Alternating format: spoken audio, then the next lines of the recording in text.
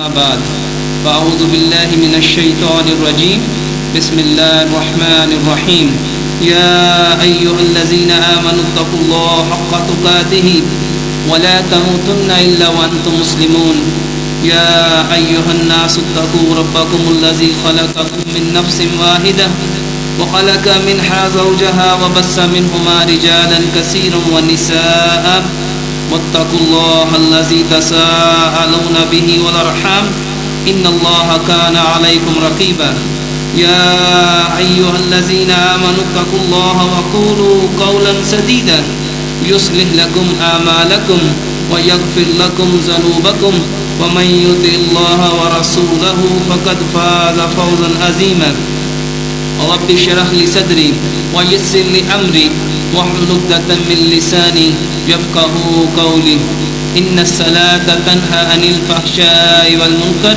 اللهم صل على محمد وعلى آل محمد كما صليت على إبراهيم وعلى آل إبراهيم إنك حميد مجيد اللهم بارك على محمد وعلى آل محمد كما باركت على إبراهيم وعلى آل إبراهيم إنك حميد مجيد. ہر طرح کی حمد و ثنا، کبریائی، بڑائی، عظمت ایک اللہ وحدہ لا شریک کے لیے، جو تن تنہا اس ساری کائنات کا بنانے والا ہے اور تن تنہا اس ساری کائنات کو بنا کر اس کا چلانے والا ہے. اور کروڑوں درود و سلام پیارے پیغمبر جناب محمد صلی اللہ علیہ وآلہ وسلم کی ذات اقدس پہ، جو اس ساری کائنات کے انسانوں کے لیے رحمت لل بنا کر بھیجے گئے. آج انشاءاللہ الرحمن ہم جس موضوع پہ بات کریں گے وہ موضوع ہے نماز.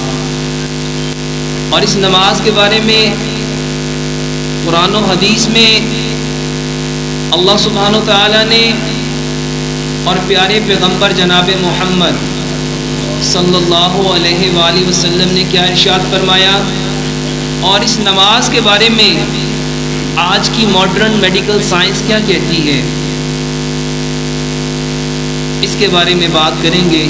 اللہ سے دعا کرتے ہیں اللہ سبحانہ و تعالی ہمیں 100% اس موضوع کو قرآن و حدیث کے اندر رہ کے بیان کرنے کی توفیق عطا فرمائے، اور ہم سب کو سن کے اس پہ 100% کما حقو عمل کرنے کی توفیق عطا فرمائے، اور عمل کر کے اس خوبصورت پیغام کو اس کائنات کے اندر جتنے کچے اور پکے مکان ہیں اور اس میں بسنے والے جو انسان ہیں ان تک پہنچانے کی توفیق عطا فرمائے. اللہ سبحانہ و تعالیٰ نے قرآن میں فرمایا ان الصلاۃ تنہی عن الفحشاء والمنکر، بے شک نماز روکتی ہے، بے شک نماز روکتی ہے بے حیائی اور برے کاموں سے. پیارے پیغمبر جناب محمد صلی اللہ علیہ وآلہ وسلم نے اس نماز کے بارے میں کیا ارشاد فرمایا، مومن اور کافر کے درمیان فرق کرنے والی چیز نماز ہے. میرے محترم بھائیوں، قرآن و حدیث میں بے شمار آیات اور لاتعداد احادیث اس نماز کے متعلق آپ لوگ کئی سالوں سے سنتے آ رہے ہیں. مجھے ان دو چیزوں کے درمیان کہ بے شک نماز روکتی ہے بے حیائی اور برے کاموں سے، اور دوسرے ابن ماجہ کی ایک صحیح حدیث ہے، پیارے پیغمبر جناب محمد صلی اللہ علیہ وآلہ وسلم نے ارشاد فرمایا نماز میں شفا ہے. ان دو احادیث کی روشنی میں آپ کو بتلانا ہے کہ یہ نماز ہمارے بدن میں، ہمارے بالوں سے لے کے پاؤں کے ناخن تک کیسے افیکٹ کرتی ہے. اور آج اس پوری کائنات کے اندر اس نماز کے اوپر کتنی ریسرچ ہو رہی ہے، اور اس ریسرچ کے بدلے میں کتنے لوگوں کی زندگیاں بدل رہی ہیں۔ میرے محترم بھائیوں، نماز وہ واحد عمل ہے جو انسان کو زمین کی پستیوں سے اٹھاتا ہے اور آسمان کی بلندیوں تک لے جاتا ہے۔ نماز وہ عمل ہے جو اس خاک اور مٹی سے بنے ہوئے انسان کو زمین کی پستیوں سے اٹھا کے اپنے رب کے سامنے کھڑا کرتا ہے۔ میرے محترم بھائیوں، نماز وہ عمل ہے جس میں پیارے پیغمبر جناب محمد صلی اللہ علیہ وآلہ وسلم نے ارشاد فرمایا کہ نماز ایسے پڑھو جیسے تم اپنے رب کو دیکھ رہے ہو۔ یہ نماز وہ عمل ہے جو ہمیں اپنے رب کے سامنے کھڑا کرتا ہے۔ نماز وہ عمل ہے جو ہمارے اندر یہ طاقت، یہ صلاحیت پیدا کرتا ہے کہ ہم ایسے نماز پڑھیں جیسے اپنے رب کو دیکھ رہے ہیں۔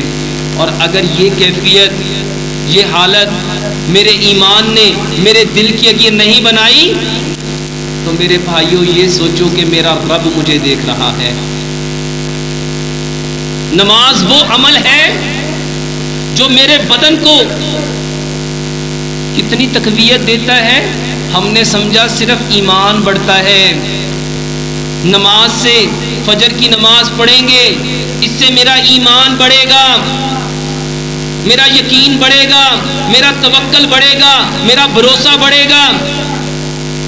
نہیں میرے محترم بھائیوں، نماز سے صرف یہی نہیں بڑھتا، بلکہ اللہ سبحانہ و تعالی جو پیارے پیغمبر جناب محمد صلی اللہ علیہ وآلہ وسلم کی زبان سے ہمیں یہ پیغام دیا، اللہ سبحانہ و تعالیٰ کو کمزور مومن کی نسبت طاقتور مومن پسند ہے۔ نماز وہ عمل ہے جو ہمارے بدن کو طاقتور کرتا ہے، قوی کرتا ہے، مضبوط کرتا ہے، صرف ایمان کے لحاظ سے، توکل کے لحاظ سے، بھروسے کے لحاظ سے، یقین کے لحاظ سے نہیں، فزیکلی اعتبار سے۔ کیسے؟ میرے محترم بھائیوں، اس کائنات میں سب سے زیادہ خطرناک جو بیماریاں ہیں وہ سائیکولوجیکل ہیں، نفسیاتی ہیں، جس میں انسان کا دماغ کام کرنا چھوڑ دیتا ہے، جس کو آج ہم لوگ ڈپریشن کہتے ہیں، انزائٹی کہتے ہیں، سٹریس کہتے ہیں، اینگر کہتے ہیں، فرسٹریشن کہتے ہیں، اریٹیشن کہتے ہیں۔ یہ بیماریاں آج ہر شخص، ان پڑھ سے ان پڑھ بندہ بھی کہتا ہے ڈپریشن ہو گیا ہے، انزائٹی ہو گئی ہے، پتہ نہیں عجیب سی سٹریس رہتی ہے۔ میرے محترم بھائیوں، یہ کیا ہے؟ اس کو اپنی زبان میں سمجھو، یہ بے چینی، یہ بے قراری، یہ بے سکونی، یہ اضطرابی کیفیت، یہ مایوسی، یہ اداسی، آج ہر شخص اس میں مبتلا نہیں ہے؟ ہر شخص پریشان ہے، غمگین ہے، اداس ہے۔ کس وجہ سے؟ سب سے پہلے اپنے حالات کی وجہ سے۔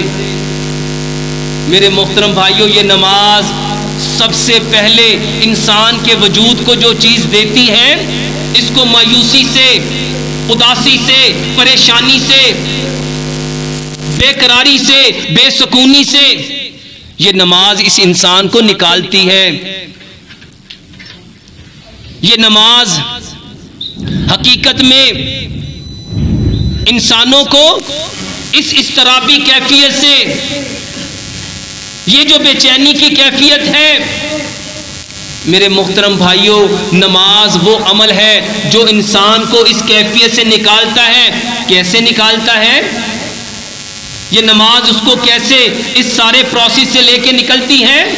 سائنس نے کہا زمین کے اندر ایک فورس آف گریوٹی ہے، زمین کے اندر ایک کشش ہے، زمین کے اندر ایک طاقت ہے جو ہر چیز کو اپنے اندر کھینچتی ہے۔ اور سائنس نے کہا یہ جتنی کیفیات ہیں وہ ذہن کے اوپر آتی ہیں. یہ بے چینی کہاں ہے, بے قراری کہاں ہے, بے سکونی کہاں ہے, یہ اضطراب کہاں ہے؟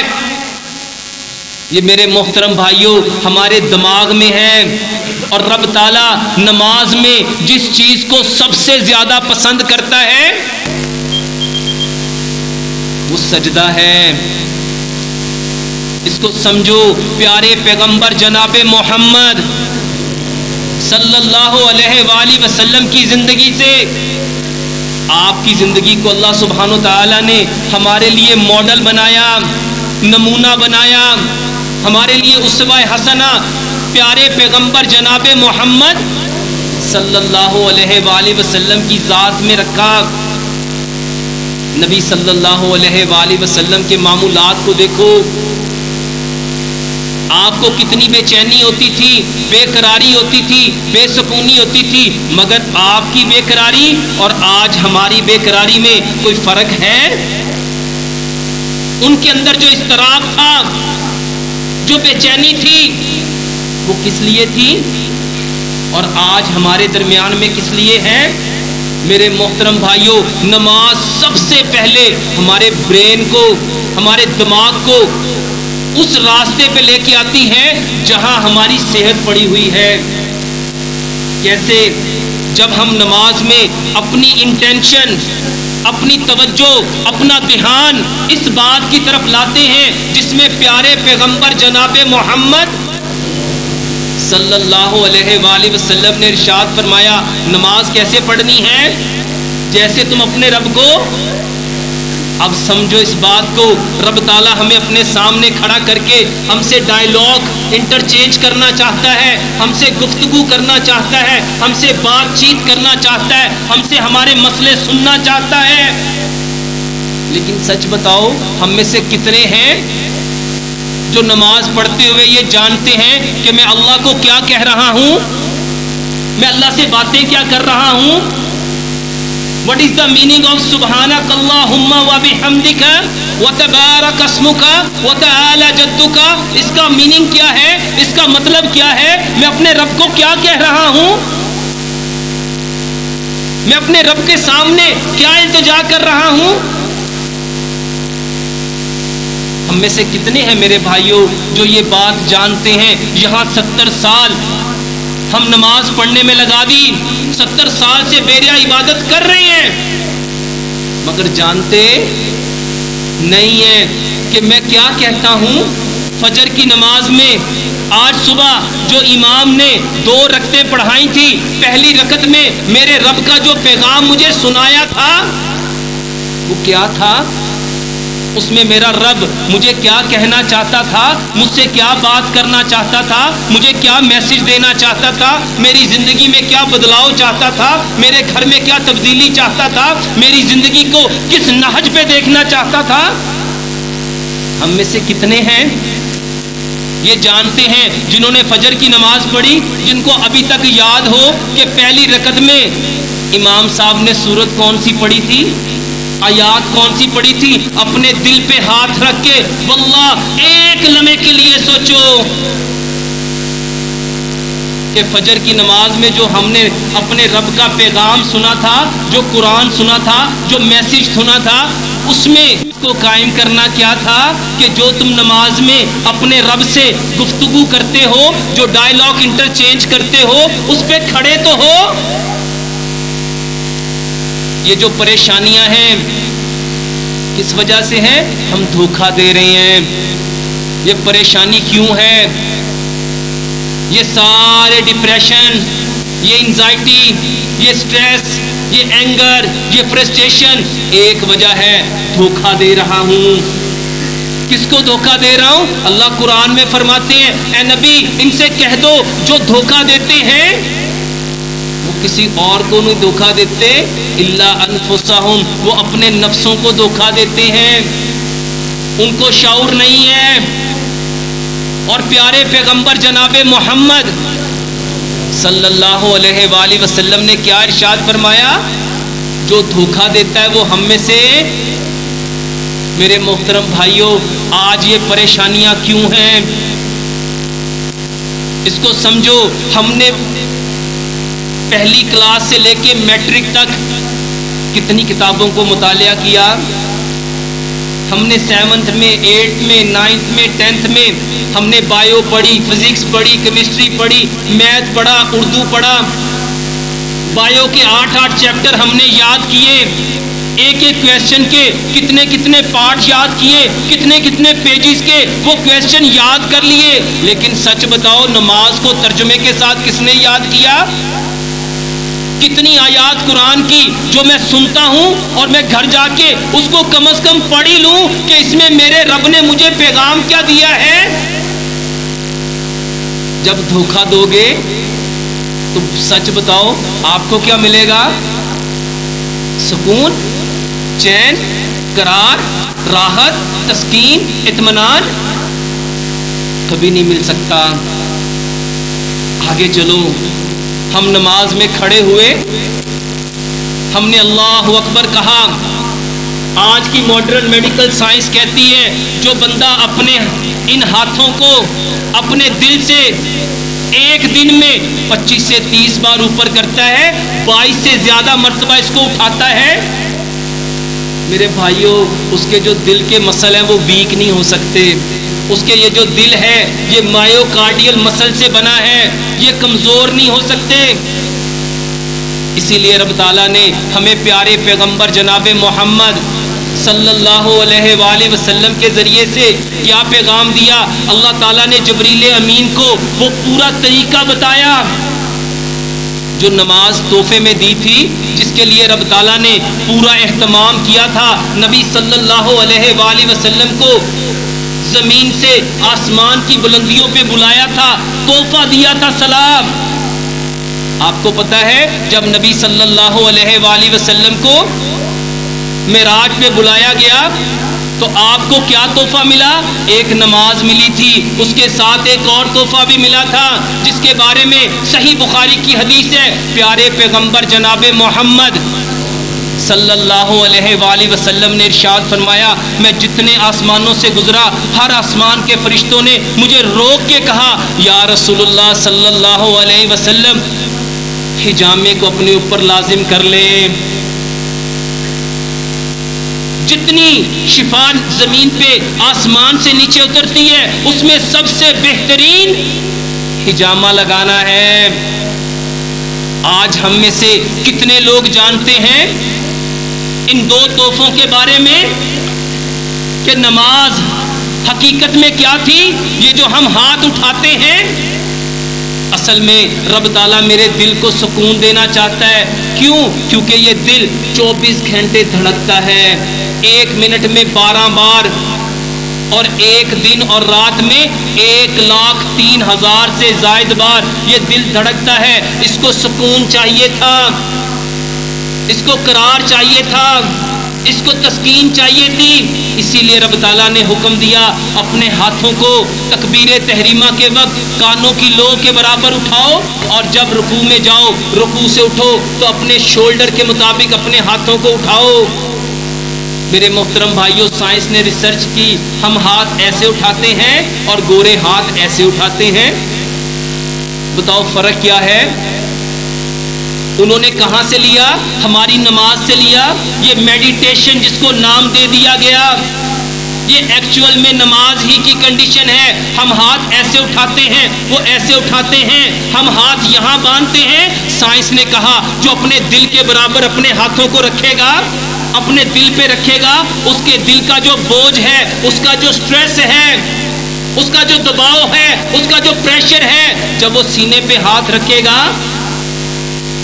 تو اس ہاتھ میں میرے محترم بھائیوں رب تعالیٰ نے اس ہاتھ کو محفوظ کیا. سارے کام کس ہاتھ سے کرنے تھے؟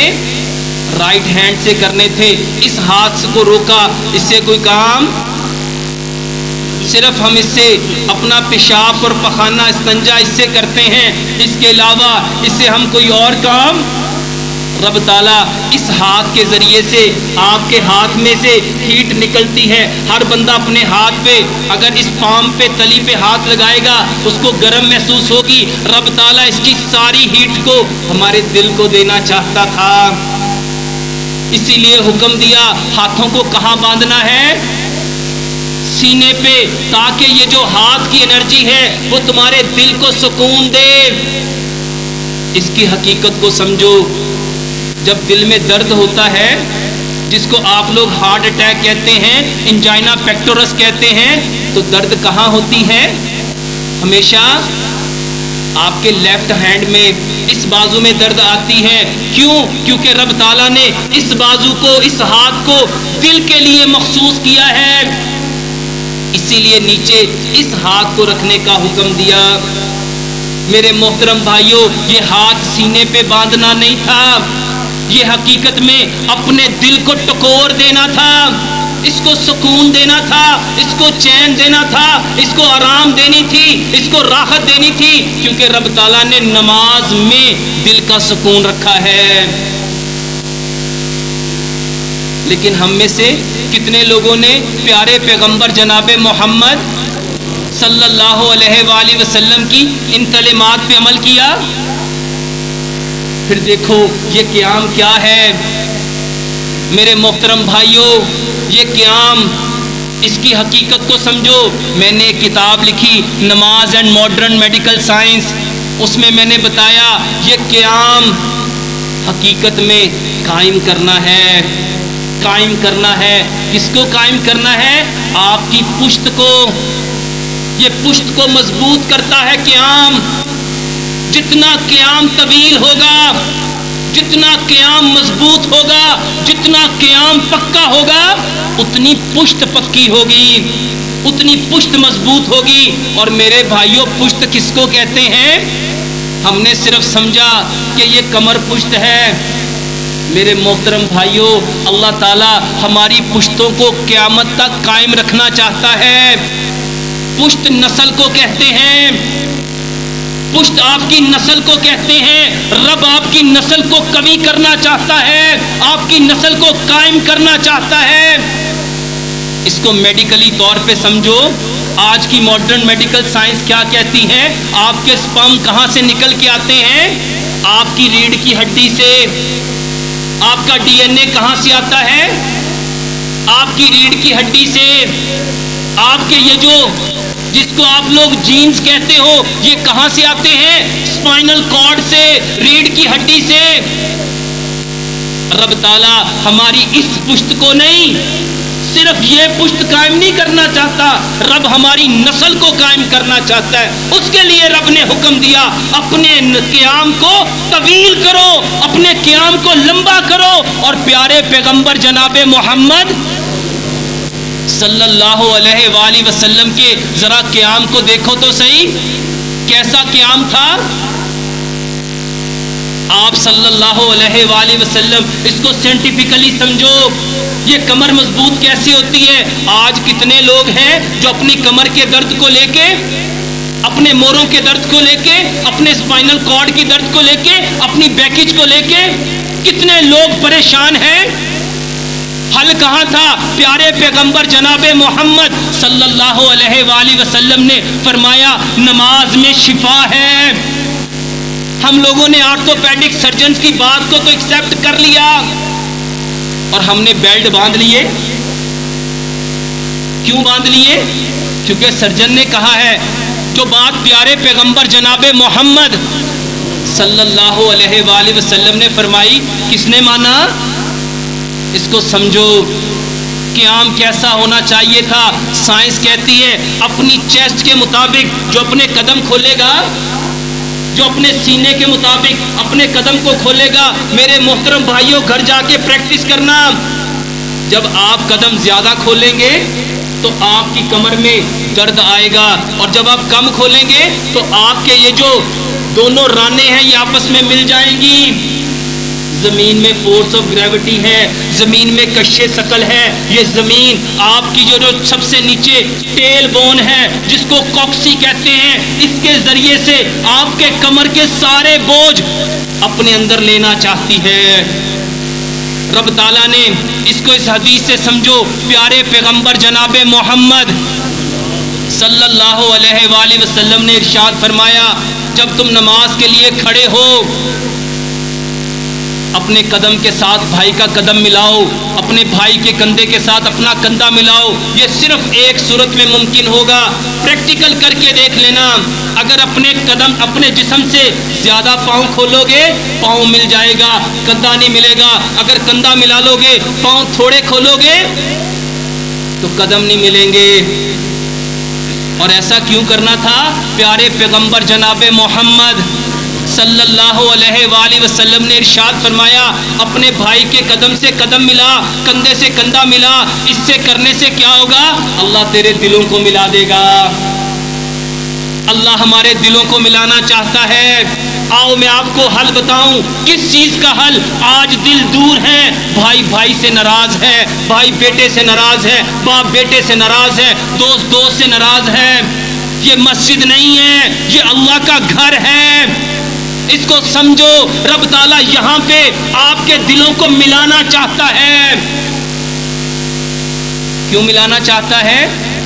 پیارے پیغمبر جناب محمد صلی اللہ علیہ وآلہ وسلم نے ارشاد فرمایا جب تم قدم سے قدم ملاؤ گے، کندھے سے کندھا ملاؤ گے، تمہاری صف ایسے مضبوط ہوگی جیسے آسمان پہ فرشتوں کی صفیں مضبوط ہوتی ہیں. یہ ہمارے اندر پیار کو، محبت کو، اخوت کو، بھائی چارے کو، ادب کو، احترام کو بڑھانے کا سب سے بہترین پریکٹیکلی ٹریٹمنٹ ہے، علاج ہے. اگر چاہتے ہو دل ایک دوسرے کے قریب ہو جائیں. آج ہر شخص گلہ کر رہا ہے، میرا بھائی میری بات سمجھتا ہی نہیں، میری بات سنتا ہی نہیں، اس کے دل پہ میری بات اثر کرتی نہیں. سب سے پہلے دل کو قریب کرو. دل قریب کیسے ہوتے ہیں؟ نماز میں اس کے قدم کے ساتھ قدم ملا، کندھے کے ساتھ کندھا ملا. یہ کب ممکن ہوگا؟ جب اپنے بھائی کو لے کے مسجد آؤ گے، اپنے بیٹے کو لے کے مسجد آؤ گے، اپنی بیویوں کو لے کے مسجدوں میں آؤ گے، اپنی بیٹیوں کو لے کے مسجد میں آؤ گے. آج بیٹیوں اور ماں کے درمیان اختلاف آ گیا، بیٹے اور باپ کے درمیان اختلاف آ گیا. یہ فیملی جو پرابلمز ہیں، یہ جو ریلیشن کی پرابلمز ہیں، یہ جو دل دور ہو رہے ہیں، وجہ کیا ہے؟ پیارے پیغمبر جناب محمد صلی اللہ علیہ وآلہ وسلم جو خوبصورت طریقہ لے کے آئے تھے، وہ دلوں کو ملانے کے لیے سب سے بیسٹ گفٹ اللہ سبحانہ و تعالیٰ نے آسمانوں سے کیا بھیجا تھا؟ یہ نماز نہیں ہے کہ صرف نماز ہے، اس میں ہر بیماری کا حل ہے. تمہارے ریلیشن کا جو پرابلم ہے، تمہارے گھروں میں جو بگاڑ ہے، جو تمہاری زندگیوں میں جھگڑے ہیں، دوستوں میں جھگڑے ہیں، اگر ختم کرنا چاہتے ہو تو پیارے پیغمبر جناب محمد صلی اللہ علیہ وآلہ وسلم کے طریقے پہ آنا پڑے گا. ایک اور انداز سے سمجھو. رب تعالیٰ جس کی پشت کو قائم کر دے کبھی وہ بے اولاد ہوگا؟ آج کتنے لوگ ہیں جو امپوٹینس ہیں، انفرٹیلٹی کے مریض ہیں. ڈاکٹروں نے کہہ دیا یہ نامرد ہے، اس کی اولاد نہیں ہو سکتی، اس میں سپرم نہیں ہے، اس کو ایزوسپرمیا ہے. یہ ایزوسپرمیا کی وجہ سے اولاد پیدا کرنے سے قاصر ہے. میرے محترم بھائیوں، ایسے مریضوں کو لاؤ مسجد میں، اسے کو لمبا قیام کر، لمبا قیام کر. تو لمبا قیام کر کے دیکھ، تیرا رب تیری پشت کو مضبوط کرے گا. یہ علاج ہے.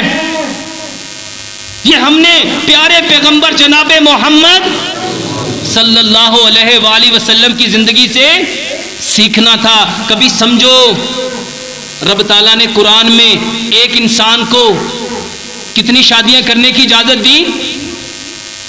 4 بیویاں.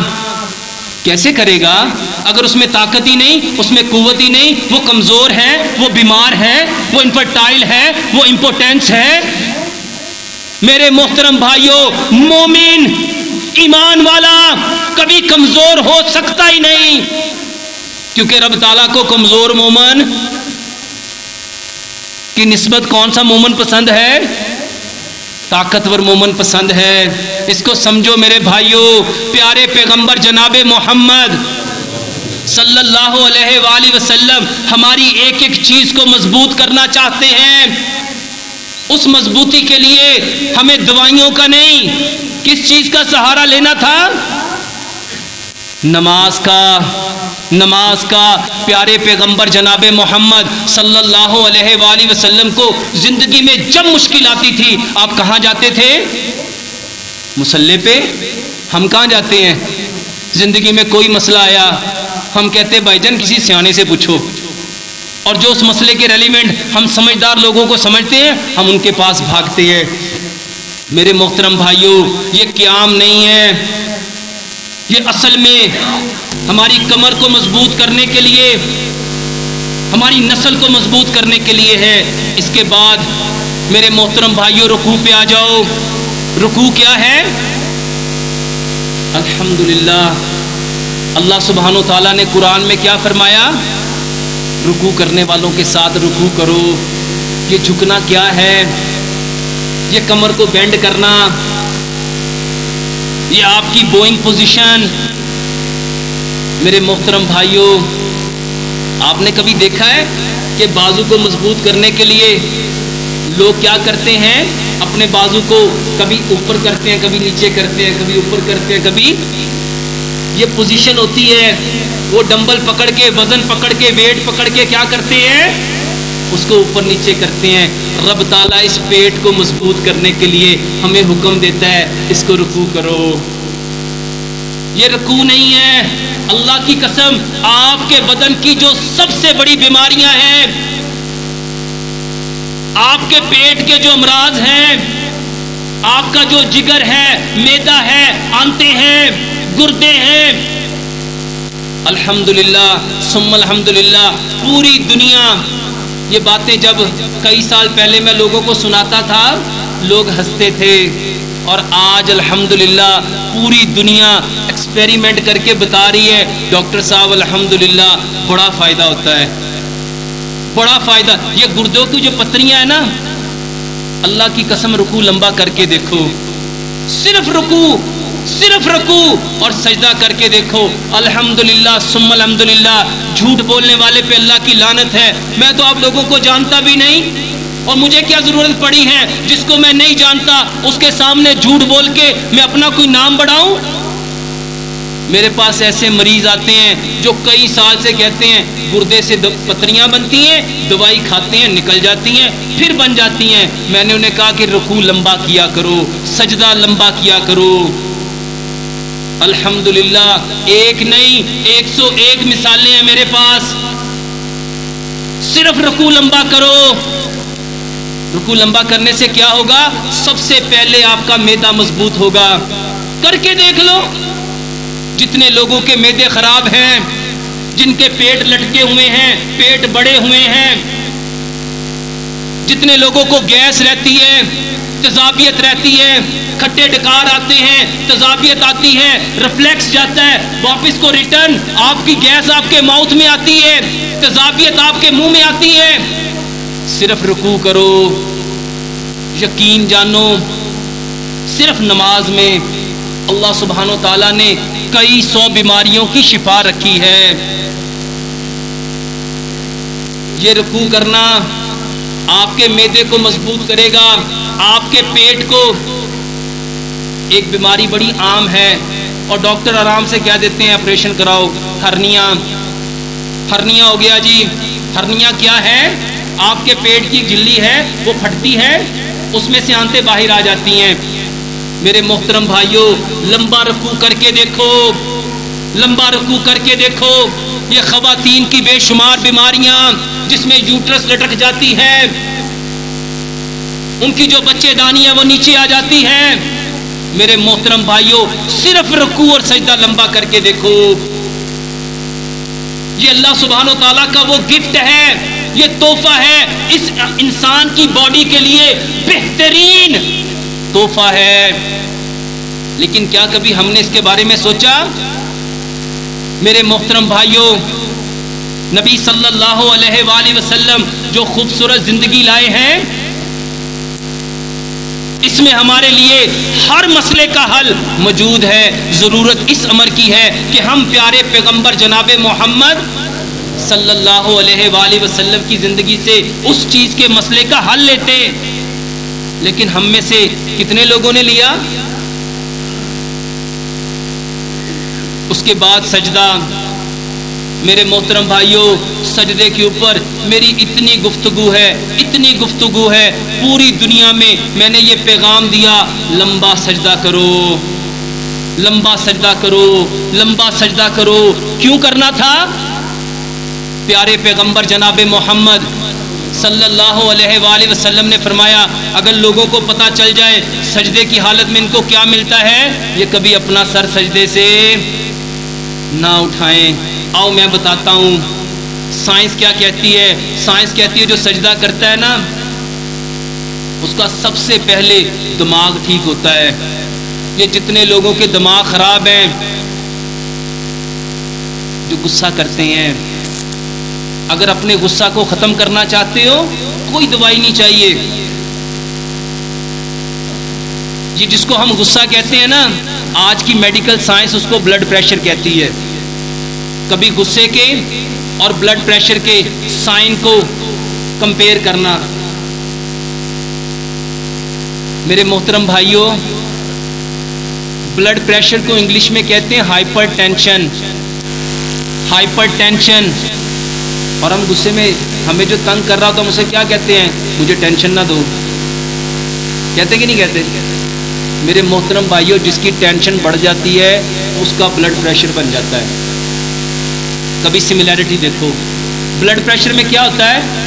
دل کی دھڑکن تیز ہو جاتی ہے. غصے میں کیا ہوتا ہے؟ دل کی دھڑکن تیز ہو جاتی ہے.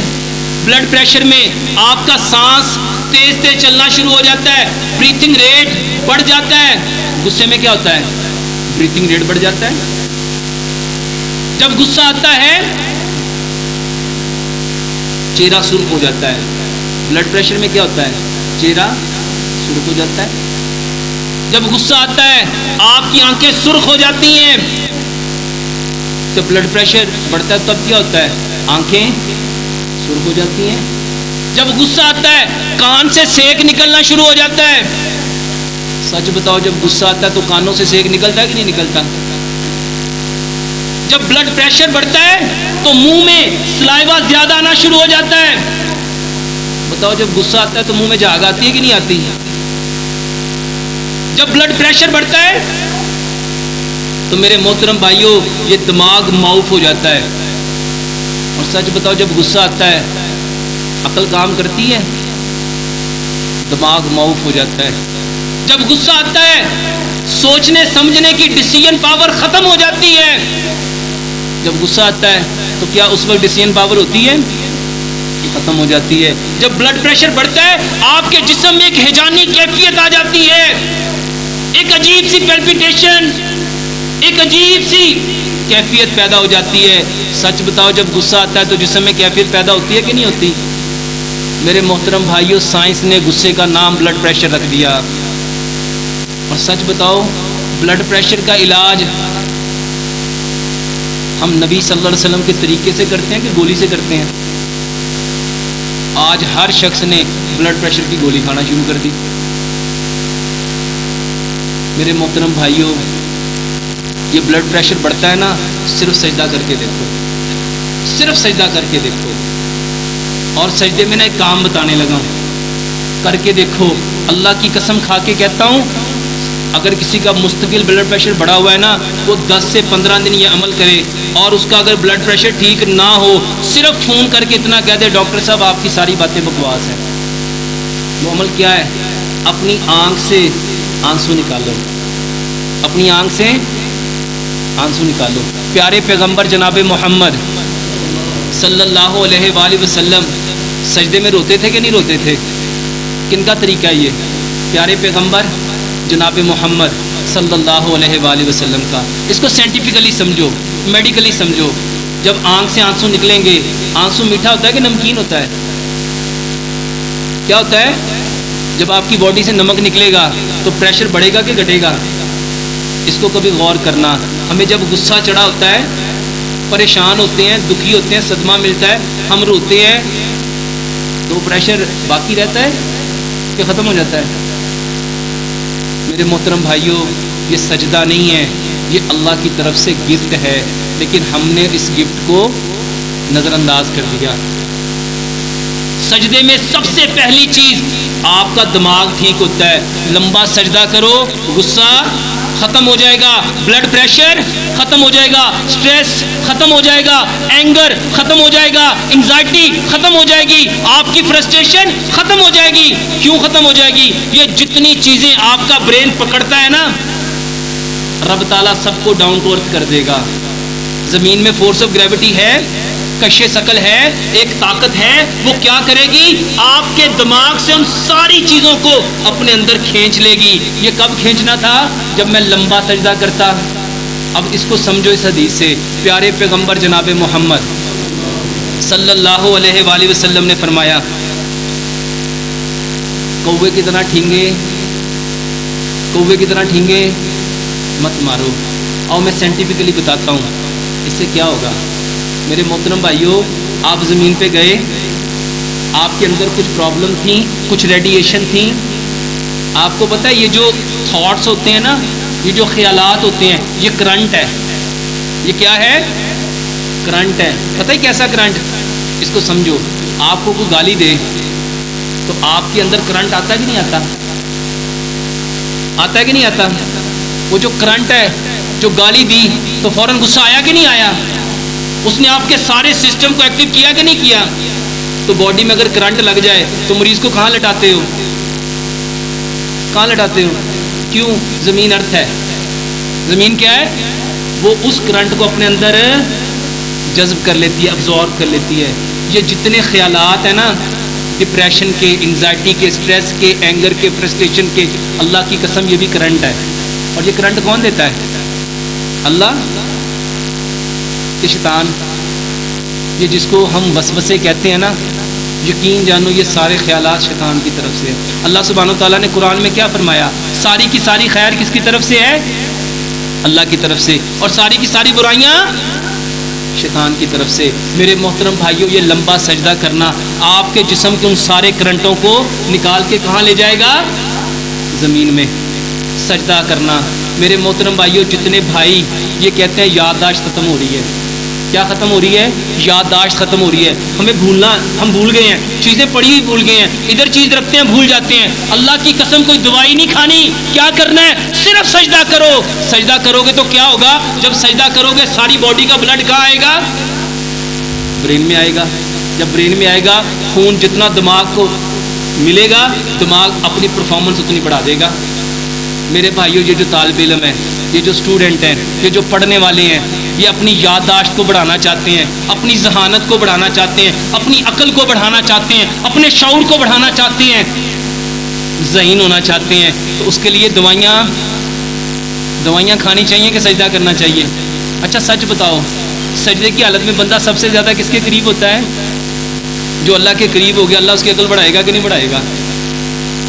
میرے محترم بھائیوں, ان کے لیے دوائیاں نہ کھاؤ, سجدہ کرو. ایسے بچے جن کی نظر کمزور ہو رہی ہے, جن کی نظر, یہ جتنے لوگ جن کو اینک لگی ہوئی ہے, اللہ کی قسم صرف ایک بار میرے کہنے پہ 60 دن, جس کی عمر 40 سال سے زیادہ ہے وہ 90 دن, اور جس کی عمر 40 سال سے کم ہے وہ 60 دن, صرف لمبا سجدہ کرے. کتنا سجدہ کرنا ہے؟ ہر 3 گھنٹے کے بعد 10 منٹ کا سجدہ. ہر 3 گھنٹے کے بعد 10 منٹ کا سجدہ. میں قسم کھا کے کہتا ہوں, اللہ کے توکل, اللہ کے یقین اور بھروسے کے اوپر, اگر آپ لوگوں کی نظر واپس نہ آئے پھر کہنا یہ باتیں نہیں ہیں, یہ ایکسپیریمنٹ ہے. اور الحمدللہ میں ایسے کئی سو تجربات کئی سالوں سے کر رہا ہوں. اور یقین جانو میرے محترم بھائیوں, یہ جتنے لوگوں کی نظر کمزور ہو رہی ہے, کسی کو آنکھوں میں 2 نظر آ رہے ہیں, دھندلا پن ہے, جالا ہے, ڈبل ویژن ہے, کوئی کہتا ہے آگے ٹمکنے نقطے نظر آتے ہیں, سٹار نظر آتے ہیں, چیزیں 2 نظر آتی ہیں. میرے محترم بھائیوں, دوائی نہ کھاؤ, آنکھوں میں کوئی قطرے نہ ڈالو, ڈراپ نہ ڈالو. صرف کیا کرنا ہے؟ سجدہ لمبا کرو. رات کو کیلے کے ساتھ دانت صاف کرو یا مسواک کرو. صبح اٹھ کے کلی کیے بنا بسم اللہ پڑھو, اپنا تھوک لو, اپنی آنکھ میں ڈال لو. یہ تھوک کس نے بتایا تھا؟ آپ کو یاد ہے ایک جنگ میں حضرت علی رضی اللہ تعالیٰ عنہ کی آنکھیں خراب ہوئی تھیں, تو نبی صلی اللہ علیہ وآلہ وسلم نے آنکھوں میں کیا لگایا تھا؟ اپنا لعاب دہن. یہ کس کی سنت ہے؟ پیارے پیغمبر جناب محمد. جتنے لوگوں کی آنکھیں خراب ہیں، اشوب چشم ہے، آنکھوں سے پانی بہتا ہے، میرے محترم بھائیوں اپنا تھوک اپنی آنکھوں میں لگاؤ لیکن سجدہ لمبا کرو۔ جتنے لوگوں کے دانتوں میں مسئلے ہیں، دانتوں سے خون آتا ہے، میرے محترم بھائیوں سجدہ لمبا کرو، سجدہ لمبا کرو۔ کان میں درد ہے، سجدہ لمبا کرو، کر کے دیکھو۔ بہت سارے بھائی اور بہنیں یہ سوال کرتی ہیں، آدھے سر میں درد ہے، پورے سر میں درد ہے، پیشانی میں درد ہے، یہ جو کن پیڑیاں ہیں نا، یہ کن پٹیاں، یہاں درد ہے، اتنے سے حصے میں درد ہے، اتنے سے حصے میں درد ہے، ادھر درد ہے۔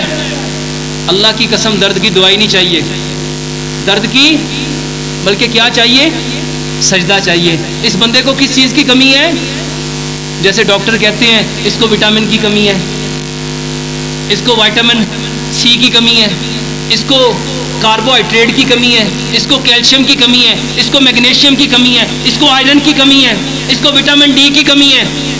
اللہ کی قسم جتنی بیماریاں ہیں نا، سب کو کس چیز کی کمی ہے؟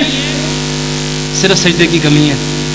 کر کے دیکھ لو میرے محترم بھائیوں، جو کرے گا، اللہ تعالیٰ نے قرآن میں فرمایا لیس للانسان الا ما سعی، بے شک ہر انسان کے لیے کیا ہے؟ جس کی وہ کوشش کرے گا۔ اور رب تعالیٰ فرماتے ہیں میں ہر بندے کے ساتھ ویسا ہی ہوں جیسا وہ گمان کرتا ہے۔ میرے محترم بھائیوں سجدہ، یہ جتنے لوگوں کو دمہ ہے، کھانسی نہیں رکتی، سانس سیٹیاں بجتی ہیں، میرے بھائیوں لمبا سجدہ کرو۔ یہ جتنے لوگوں کے کمر میں درد ہے، یہ مورے ہلے ہوئے ہیں، یہ L4 L5 S1 کا پرابلم ہے، ڈسک ڈسپلیسمنٹ ہو گئی، اس کے مورے، اس کے اندر جو شیٹی کا نرو ہے وہ پھنس گئی، وہ دب گئی، میرے محترم بھائیوں سرجری نہ کراؤ، صرف سجدہ لمبا کرو، صرف سجدہ لمبا کرو۔ اور یقین جانو شیٹی کا پین کا دنیا میں سب سے بہترین علاج ہجامہ کراؤ، ہجامہ کراؤ۔ اللہ کی قسم یہ وہ طریقہ علاج ہے جس کو پیارے پیغمبر جناب محمد صلی اللہ علیہ وآلہ وسلم کو کنہوں نے بتایا؟ ہر آسمان کے فرشتوں نے۔ اور یہ بخاری کی صحیح حدیث ہے۔ آپ کو پتہ ہے دنیا میں ایک ملک ہے جنہوں نے اس حدیث کو 100% اپلائی کر لیا، 100%۔ کون سا ملک ہے جو اس وقت سب سے زیادہ ترقی کر رہا ہے؟ چائنا کا قومی علاج میرے بھائیو جامہ ہے۔ ہم میں سے کتنے لوگ ہیں جنہوں نے زندگی میں جامہ کروایا؟ پیارے پیغمبر جناب محمد صلی اللہ علیہ وآلہ وسلم جب معراج پہ گئے تھے، ایک گفٹ نماز تھا، ایک گفٹ ہجامہ تھا۔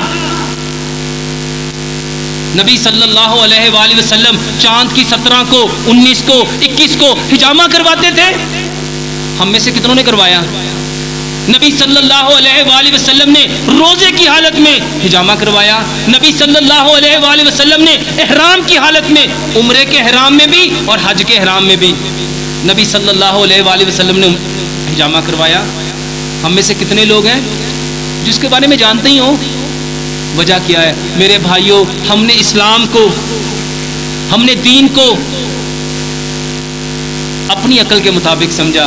جو میری عقل کو اچھا لگا، جو میرے علم کو اچھا لگا، جو میرے ذہن کو اچھا لگا، اس کو میں نے اپنا لیا۔ میرے محترم بھائیوں آج پوری دنیا میں دیکھو، ہم لوگ ایسے ہاتھ اٹھاتے ہیں، وہ لوگ ایسے ہاتھ اٹھاتے ہیں، ہم یہاں ہاتھ باندھتے ہیں، وہ یہاں ہاتھ باندھتے ہیں، ہم ایسے رکوع کرتے ہیں، وہ ایسے کرتے ہیں۔ فرق کیا ہے؟ اور کبھی دیکھا ہم کو میڈیٹیشن کرتے ہوئے، یوگا کرتے ہوئے؟ کیا وہ 1 منٹ میں یوگا کر کے چلے جاتے ہیں؟ 2 منٹ میں، 3 منٹ میں، 4 منٹ میں؟ یا آدھا گھنٹہ لگاتے ہیں، گھنٹہ لگاتے ہیں؟ لگاتے کہ جس نے آدھیاں رکھے ہوئے ہیں، جس نے ادھر رکھے ہوئے ہیں، جو ایسے ہے اس نے ایسے کیا ہوا ہے، جو نیچے اس نے ایسے کیا ہوا ہے۔ میرے محترم بھائیوں اپنا قیام، اپنا رکوع، اپنا سجدہ، یہ 3 حالتیں پکی کر لو، 3 بیماریاں زندگی میں کبھی نہیں آئیں گی۔ اور یہ میں نہیں کہتا، دنیا کی ریسرچ ہے اس کے اوپر۔ سجدہ کرنے والا کبھی پاگل نہیں ہو سکتا، سجدہ کرنے والا کبھی کیوں نہیں پاگل ہوگا؟ اس کو نا حکیم لقمان کی بات سے سمجھو۔ حکیم لقمان سے کسی نے پوچھا انسان بیمار کیوں ہوتا ہے؟ آپ نے فرمایا ایک وجہ ہے جب وہ اپنی فطرت سے دور ہو جاتا ہے۔ جب وہ اپنی فطرت سے، پوچھا علاج کیا ہے؟ کہا واپس اس کو فطرت پہ لے آؤ۔ پیارے پیغمبر جناب محمد صلی اللہ علیہ وآلہ وسلم نے فرمایا اس دنیا میں آنے والا ہر بچہ فطرت اسلام پہ آتا ہے، فطرت اسلام ہماری کیا ہے؟ اسلام ہماری کیا ہے؟ فطرت ہے. اور آج ہم کس سے دور ہوئے ہیں؟ اپنے اسلام سے، اپنے دین سے. علاج کیا ہے؟ اللہ کی قسم دوائیاں علاج نہیں ہیں، دوائیاں علاج نہیں ہیں. علاج کیا ہے؟ وہی راستہ، وہی طریقہ، وہی باتیں، وہی عمل جو آج سے 1442 سال پہلے پیارے پیغمبر جناب محمد صلی اللہ علیہ وآلہ وسلم کیا کرتے تھے. اللہ سے دعا کرتے ہیں اللہ سبحانہ و تعالی ہمیں 100% پیارے پیغمبر جناب محمد صلی اللہ علیہ وآلہ وسلم کے ان خوبصورت طریقوں کو سمجھنے کی، سمجھ کے عمل کرنے کی، اور عمل کر کے اس پیغام کو ساری کائنات کے انسانوں تک پہنچانے کی توفیق عطا فرمائے. وما علینا الا البلاغ المبین.